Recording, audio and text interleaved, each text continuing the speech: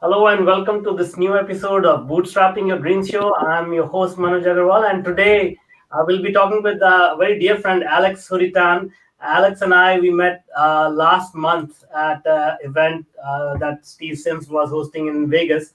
So just as an introduction, Alex is an entrepreneur, he's an investor, and a world traveler, and a mango juice lover. So we'll talk about that. He radically changed his life, his beliefs 6 years ago, going from a cubicle job in Bucharest, Romania, to now owning multiple seven-figure companies and enjoying a real 4-hour work week. 3 years ago, Alex started teaching Amazon FBA business model, the same model that made him financially free, to thousands of fellow Romanians. And he's now building a worldwide community around connection, lifestyle, and impact called Enlightened Millionaires. Welcome, Alex. Thank you, Manuj. Thank you for having me. All right, great. So, Alex, first of all, can you tell us a little bit about your journey? You said that in the bio you told me your story as well, how you changed your beliefs and you went from 9 to 5 job to multimillionaire successful entrepreneur.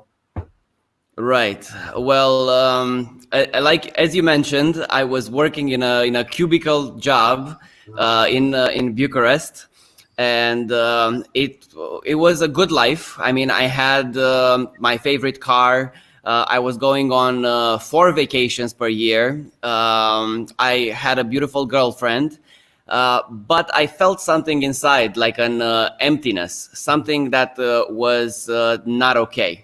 And I didn't know what that was. So I started reading books, reading blogs, watching YouTube, and all this search about meaning and about maybe there's something else out there. And this this thing also took me to some dark places. I became a little depressed and had a dark image of the world and of the future. I was watching some documentaries. I don't know if you saw them, called Zeitgeist. And they talk about how the corporations are trying to get, I mean, the 1% is trying to eliminate somehow the 99%.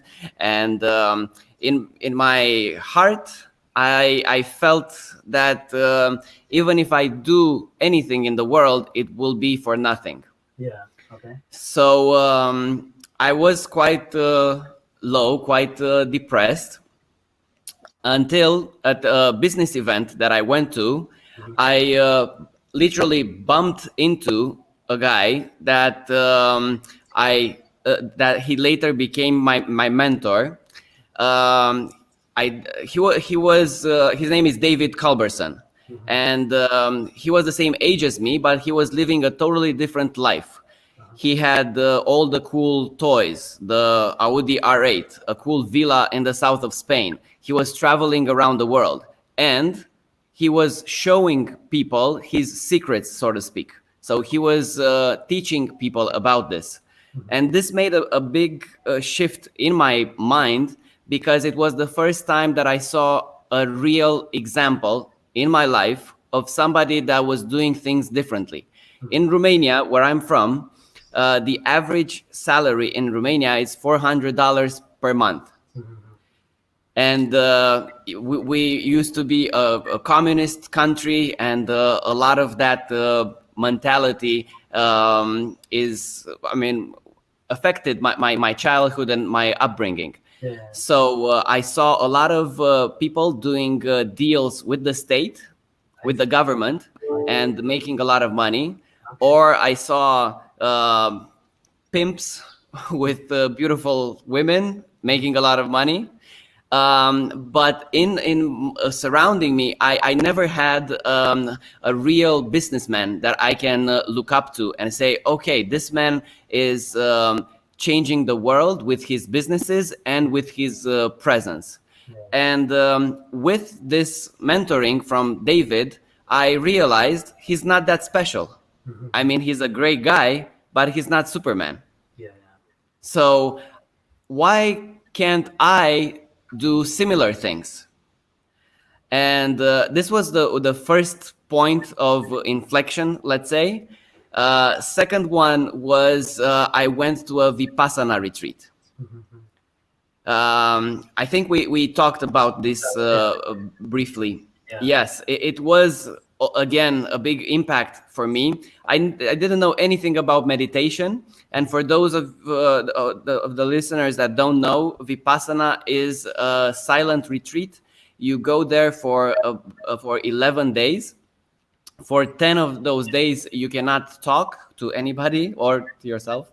You cannot use technology, and you meditate from 5 in the morning until 7 in the evening. That's all you do. You meditate. You have small breaks for food and rest, but the rest of the time you're always meditating. So yes, this had a big impact on me. I knew going in that there will be one meditation called Aditana, where you're not allowed to move for 1 hour for 3 times per day. Wow. And I was thinking, nobody tells me what to do. I'm going to go there, and while they're not looking, I'm just going to move a little bit, and then that's it.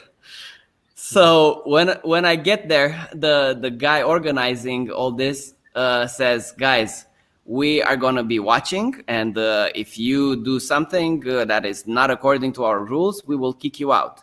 And also, if you do something, you cheat, you will go home and know that you cheated. We're not going to give you a diploma when this is over.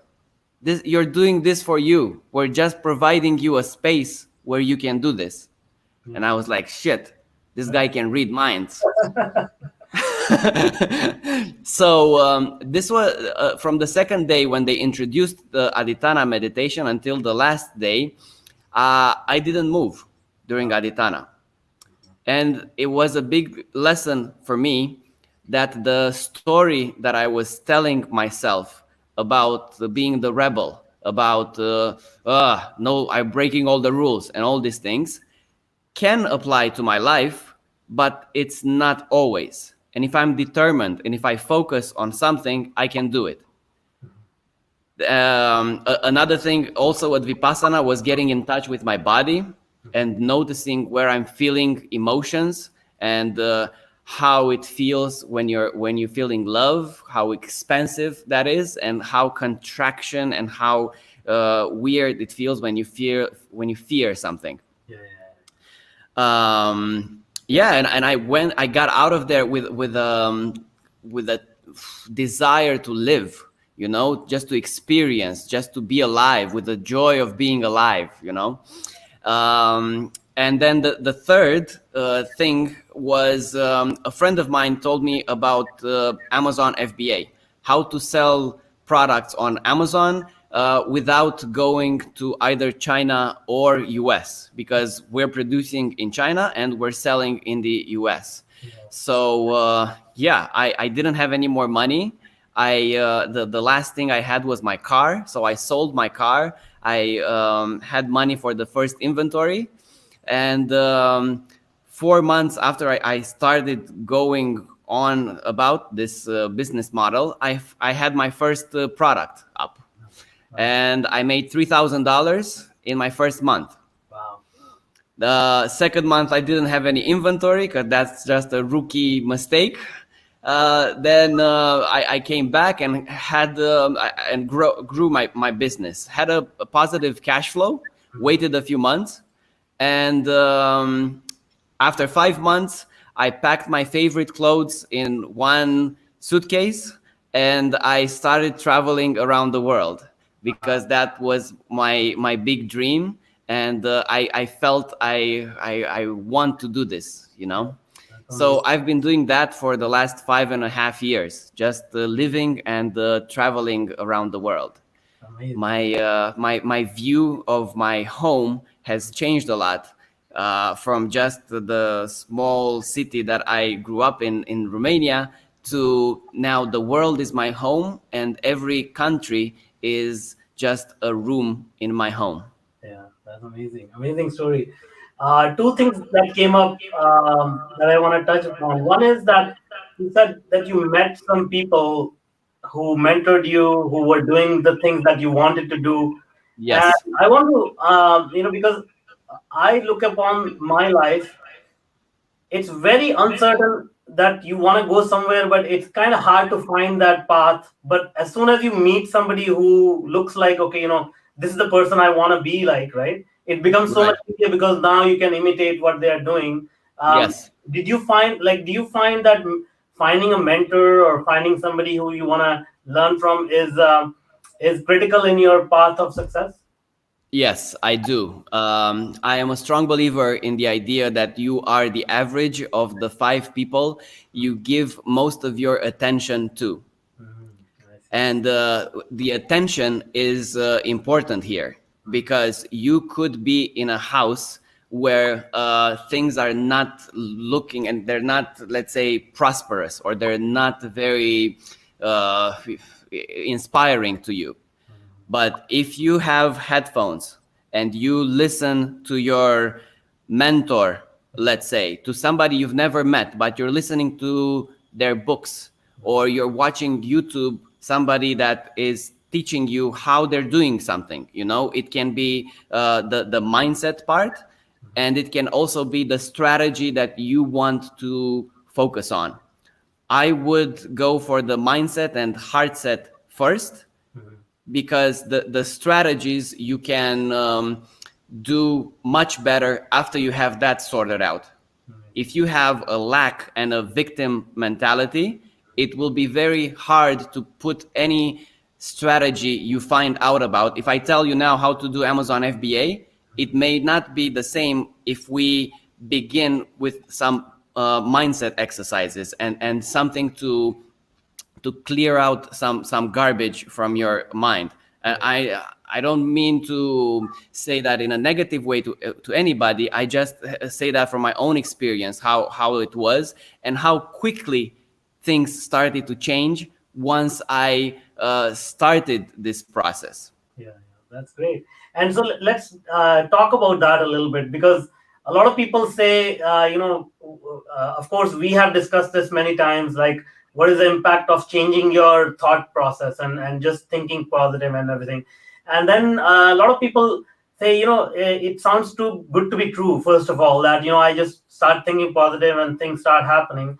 And on the converse side, they also say, it can be true that we call upon these bad things upon ourselves, like why did coronavirus sort of, why did we manifest that, where did that come from? So what do you say to that, like how powerful are our thoughts in your opinion? I believe our thoughts are very powerful. I believe also our words that create our reality. I think it's a process, like I said before, and the tendency for people is to compare their chapter 1 with somebody else's chapter 20. Yeah. When they see somebody living life and enjoying and all these things, and they're saying, oh my God, this is so amazing, I want that. But it was a process for everyone. So if you are in step 1, I think a good place to start is to figure out the holes in your philosophy about life. If you have a dark image about how the world works and how it will end, and you're seeing this apocalyptic finish, then maybe that's something you can start to think about, because subconsciously you will be stopping yourself every time you want to do something, because where am I going? It's going to end anyways. The coronavirus is going to kill everybody. Why should I do anything? Even in these situations, people are looking at what they can do to get out of the situation, or when the next big recession hits. It can be in a few years, or in a few, let's say, decades. Am I prepared for that? Am I ready from inside? I don't mean just putting some money aside. Am I ready? If you drop me somewhere on this planet, will I be okay? Without my contacts, without my everything I gained, will I be okay? And I think starting with the connection with yourself, then going with the connection with others, like you mentioned, the everybody around us, and these 5 people that we give most of our attention to, those would be places that I would start this I guess process again. In lack of a better word. Yeah. No, that's so true. This is a fundamental thing that I want to reiterate here. A lot of people, for example, even now, whether they are running a business, whether they are an entrepreneur, or whether they are in job, they all want success. They all want security, surety for their families. But we always think uh, everything lies outside. But Alex, what you're pointing out, most of it starts, or not most, but everything starts up here in our heart, and that's when you can get to whatever you want in the real life, in the physical world, success and promotion and travel the world, whatever, right? Right. I think for everybody, these definitions are different. And I think also a good thing to do as an exercise is to define what prosperity means to you. What does it mean to be rich? Yeah.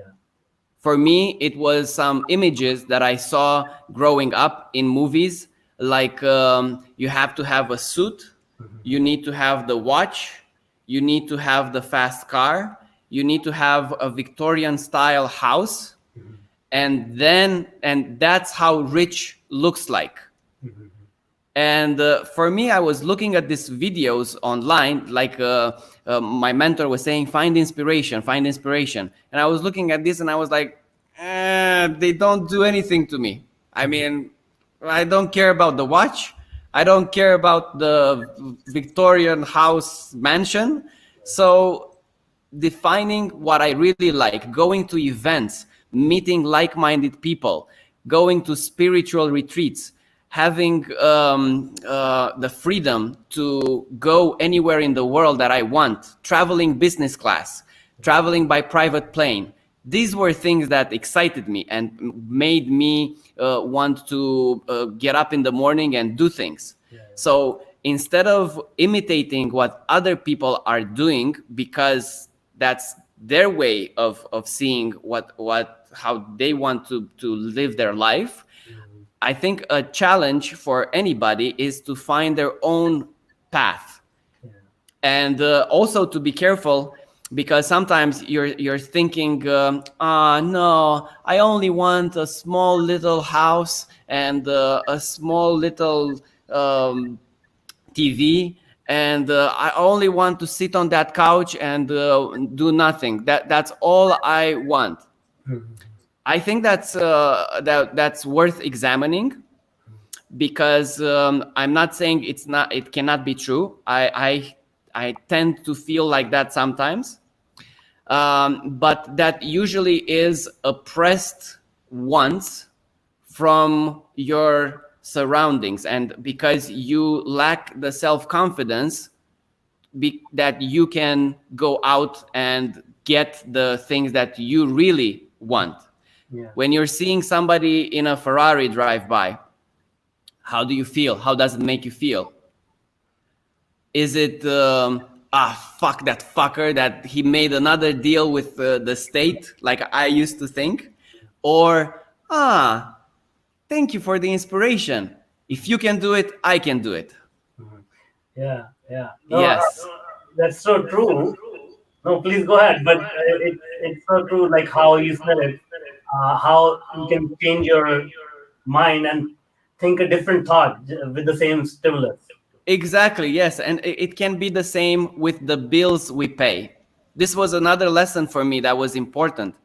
When you get the mail, and it's like the electric bill, the leasing on the car, all these payments that you may know, fucking shit, I have to make all these payments now. But if somebody takes the internet from you, or electricity, how will your life be? if they take your car, if they take all these things you're paying for, won't your life not be so Easy. good? Yeah, So exactly. isn't it amazing that these service providers are giving you these tools? We're Yeah, connecting right now on internet across the world. yeah, Isn't it amazing? So I'm gladly paying for these services. I'm happy. My mentor was telling me, put a smiley face on it when you go to the bank to pay it. yeah. So it's things like this that change your perception about money and about your desires and about what you really want. Yeah, I agree. One thing I've noticed is that whenever I have put some limits on my own desires, as you were saying, we just want a small house or whatever.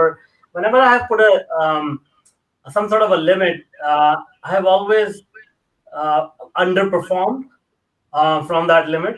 But when I said, Mm. what, let's just have fun, let's see how what happens. Maybe it'll work out, maybe it won't work out. It goes like beyond what I even expected in my wildest dreams, right? Like so, to your point, if we think we want to achieve something in some way, we are putting some limit over us. Yes. If we say, life is so perfect, life is so much fun, let's just go with it. It feels good. The outcome is generally much, much better, right? Yes, and it can be a surprise. Hmm. It's not always as we planned. Yeah. Usually, the best things in my life have happened as a surprise. I wasn't expecting them to be as they turned out, Exactly. and I'm literally riding the wave and enjoying the flow. That's my biggest lesson, I would say, for me, to kind of let go of the control and live my life moment to moment. Yeah, I think that's the key. What meditation can prepare you for, because a lot Mhm. of people listening to this, they are maybe in less fortunate circumstances, maybe in a more cramped space, and when they hear us, and I used to be in that spot as well. It's easy to say, "Hey, Alex, it's very easy to for you to preach all these things, but life is hard here, man. Like, all these negative things come up, right?" Yeah. But I think what we are trying to say, what you're saying is that if you try to find the positive in every situation, things start to get better from there on out, right? Yeah, for sure, for sure. And I don't mean positive in a weird new age way, because I see that also people going too much on this. Like anything that happens, and they're like, "No, it's okay," and it's like they're on a cloud. Mhm. For me, that doesn't work. I also like to look at things and I, from pessimistic perspective and see how I can turn things around. I have confidence in myself, but I'm not super fluffy about everything. Like, oh, coronavirus, no, no problem, no problem. Yes, it's okay, it's okay. No, I'm taking measures. I'm uh, moving to a place where I know it's safe. I'm doing all these things. So I think it's also a nuance to this. Yeah. And to what I was saying before, I remember a very good exercise that my mentor showed me. And if you Yeah, want, yeah. I can share it. Yes, it's called the perfect day exercise. Uh-huh. So in the perfect day exercise, you are God on another planet. Mhm. We are doing this because we don't want to bring your limitations from our world to this imaginary world. It's you, you're doing this for yourself. It's okay. So now that you are God, you imagine how a perfect day would look like from the moment you wake up until you go to bed. it's very important to use all your senses. So how things smell, what you see, what you touch, what you hear. So everything that happens to you, you're imagining it. And for example, I'm waking up and I feel the sun a little bit on my face. I have um, very big windows, top to bottom, and a little bit light. And then next to me is the most beautiful woman in the world. And we're waking up and I'm hugging her. And it's important that you can bring things that you know from our reality, but you cannot name them. Use your senses to describe the people, even if it's your wife, even if it's your mother, even if it's your child. All these people in your life, your friends and everybody you meet, describe them as if they are perfect. How are they perfect? The radiance, the energy, the smell, all these things that you feel from them, how do they make you feel? How is it inside that this makes you feel? And from the moment you wake up, all the activities that you do, go as slow as possible. I meditate. I like to feel a connection. I like to feel enlightened and this peace in myself. I like to take a hot shower and feel the steam and the hot water all over my body. I like to look in the mirror and look how great I look and feel the energy. Then I'm going down to my living room, and a kind elderly woman has already prepared breakfast for us, and it's all the fruits and vegetables that I like, and they're all cutted very nice, and I taste them, and it's amazing. I'm standing on the porch, and there's a smell of fresh cut grass. So this is just to give you the understanding of how I see those things and what I'm doing after and how I'm meeting my friends and what we do and all the activities. Remember, you are God. And when I started this exercise, I was thinking, I wake up, I get into this fast car, I feel the engine, and then I'm going to the office, and it's my office. And everybody around me is very happy that they're working in my office. And then I was thinking, so in my perfect day, I'm going to the office. I'm God on another planet, and all I can think about is office. And that was where I started. I think my imagination muscle was not working anymore. It hadn't been provoked to do anything in a few years.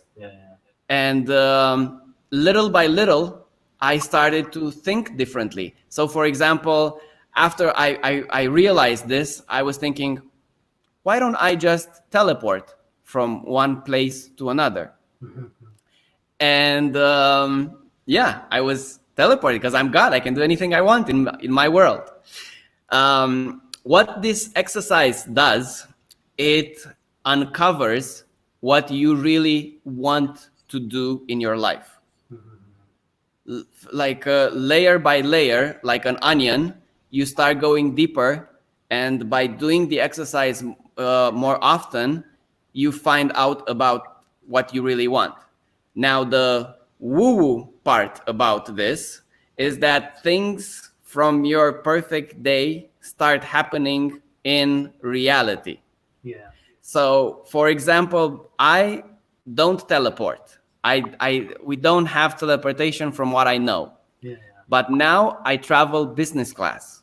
So I hop on a plane, I go to bed on this side of the world, and I wake up on the other side of the world, and ta-da! It's the closest to teleportation that I found. You know what I mean? So you start seeing these things, and first is like flashes of oh, I'm living this. I've felt this before. And then you move on, and then you start living perfect day after perfect day after perfect day. And the beautiful thing is you can always update your perfect day. It's not like I have one and I have to think about it the same. I have to think about it tomorrow the same and the same, the same. No, you're doing this how you feel. And by putting this and by attracting that version of the future, that's my belief how it works. You start living it in your reality. That's amazing. Amazing. Yeah, and as you said, you can always change your reality, and how you explained it, I want to just highlight so that people can understand this. The way that you experience what you wanted to experience, the way that it manifests, it may be different because, as you said, teleportation doesn't exist, but it may manifest in some other way. You will get that experience somehow, as long as Exactly. you're not too hung up on how that experience got to you. Uh, Yes. you will get Yes. it, right? Exactly. I mean, case in point, like you and I, we met in the strangest circumstances, and we ended up spending the whole night together in a fun environment, and that was like a real surprise. Uh, Exactly. Now, let me, if you have, we are okay for time, yeah. Sure. Yeah. So let's talk about the worldwide community that you're building. So we have talked about how we want to focus on the mind and the right thoughts that we think. What about community? Because we are going through some really tough times. Obviously, in Indonesia, the situation is slightly different, but rest of the world is all under lockdown. So in such a scenario, global economy will be affected, and a lot of things will be affected. So Right. how do you think the community is going to help? First of all, like how does community help in general? Human beings. How does that community support help humans survive and thrive in uncertain environments? Right.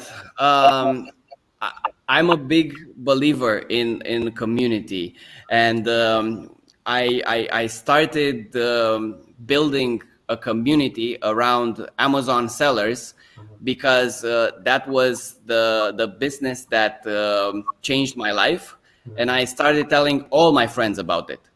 And some of them were like, I don't know. And some of them, after I had some success, were like, okay, tell me about it.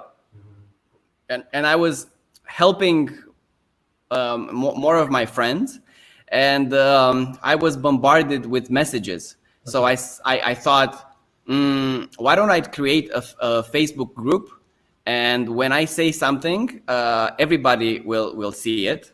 And also, people can help each other. It's not just coming from me, they will help each other.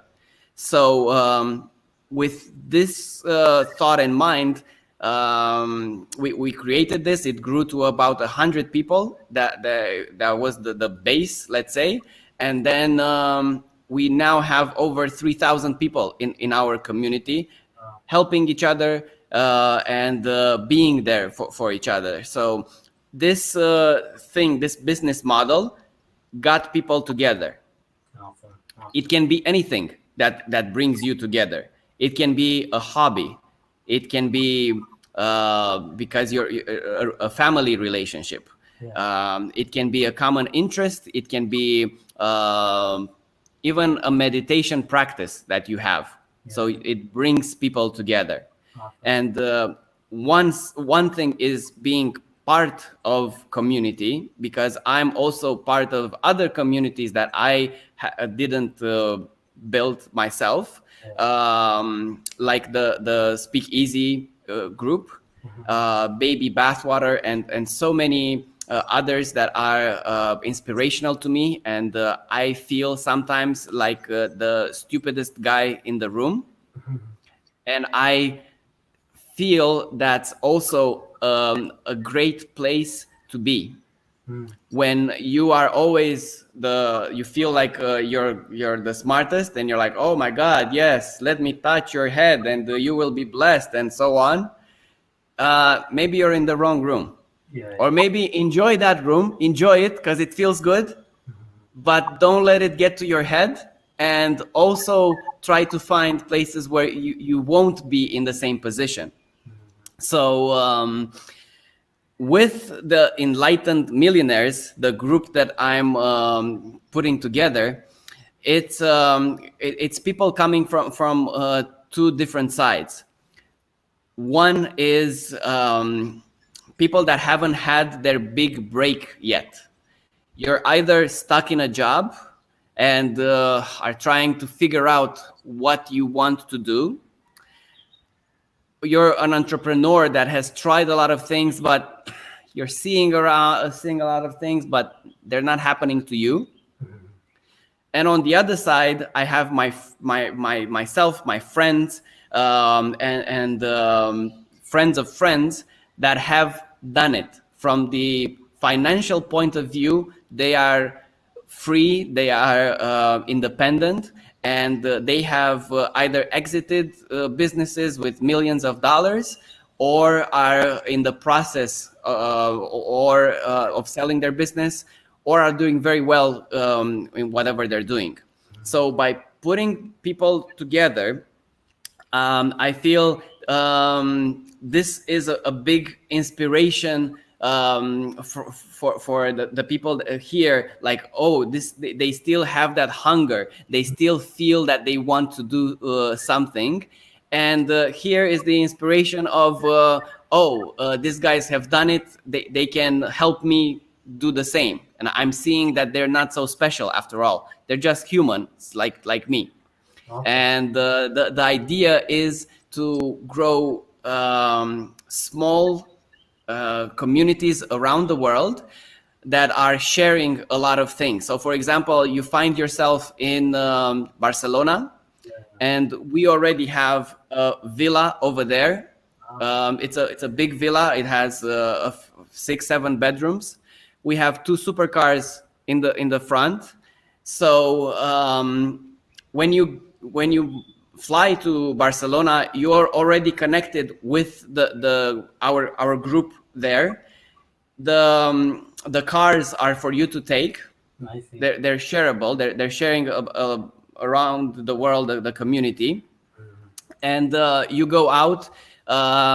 You meet the friends of the people that are staying already there, and you can always change location, like I am now, from Bali to LA, from LA to Medellin, Colombia, to Bucharest, Romania, and so on. You're going everywhere around the world, and you have these hubs with like-minded people that start their process with the businesses that they want to grow, with a course that we put together. And then you get into this community, and now it's like worldwide, and it's so different from going to a hotel or going to a hostel or anything like that. You're just joining your community, your local chapter, let's say. You're in different parts of the world. So that's the next step in our community. That's awesome. That's great. So one question I have here is, how do you think this pandemic will affect the Amazon FBA business? Now it's a little bit affected because some products are non-essential. So people are not buying some categories. This is I'm affected by this because I sell some sports equipment, and people are not buying so much my stuff, especially for swimming. I have some other friends that are killing it. For example, workouts at home, or different kind of products for hygiene or supplements, or there's a broad spectrum of these products that are maybe 100 times are selling 100 times more, or even 1,000 times more than they were before. This is happening now. What I also see is a lot of people adopting to online buying, to e-commerce. A lot of old people that have stayed away from it until now, they understand now how easy it is with one click, and it's being sent to your door. Yeah. And I believe after this period is over, a lot of those people won't go back to their old habits. Yeah. Now they see how easy it is. Oh, click, click, click, and now they have all the things in their home. Yeah. Amazon is more than 50% of all online sales in US. And it's just hiring now about 100,000 people more to handle all this situation. And I think they have the money to sustain all this growth and to kick out the small players. And a good idea for me is to partner with this giant. Instead of trying to fight it and say, no, I'm going to do it like this and blah, blah, I'm partnering with Amazon, and I also have my own Shopify store. So if things go very south with Amazon, I still have my little Shopify site. But again, it's a process. So I would start with Amazon, build a business there, and then diversify and find other sales channels because you don't want to put all your eggs in one basket. Sure. That's great. And what about the global supply chain infrastructure? Do you think that will be, right now, I guess it's okay, but over time, do you think it will be affected? And if so, that should affect how the FBA system works, because maybe manufacturing will start moving locally. What do you think about that? Yes, that's a very good question. We see very big prices on express shipping. So people that are sending things by plane are seeing surges in prices, 3, 4 times, 5 times more than normal. This is unheard of. I just had a webinar in our group with a forwarder friend, and they are using personal planes, like commercial planes, for merchandise, for cargo. I see. It's that much cargo that needs to move. I see. When it's moving by sea, the prices are kind of the same. And people in China have gone back to work, and production is almost at the same rate as it was before. Okay. So from how things are looking for with the model that we have, buy from China, sell in the US, things are still going very well. The customs are okay. The only issue right now is truck drivers, because there are not enough truck drivers in US to handle all this cargo. Okay. Like you said, there could be a shift in more local things, but I think it's too early to tell. From my point of view, I think that what's already established will keep going because it hasn't been disrupted yet. We're still in it. Cool. All right. So basically, your message is stay flexible and stay positive and just go through this exercise of self-discovery, and as the situation develops, be flexible and adapt.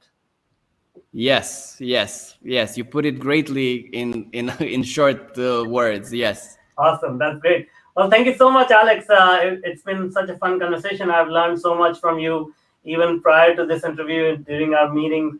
Now, how can people reach out to you if they want to learn more about you or your work? Right. If you're Romanian and you're watching this, our course about Amazon, it's Amazonieni. That's our community, and we also offer some free trainings. it's only in Romanian until now, so I'm sorry for everybody not speaking Romanian.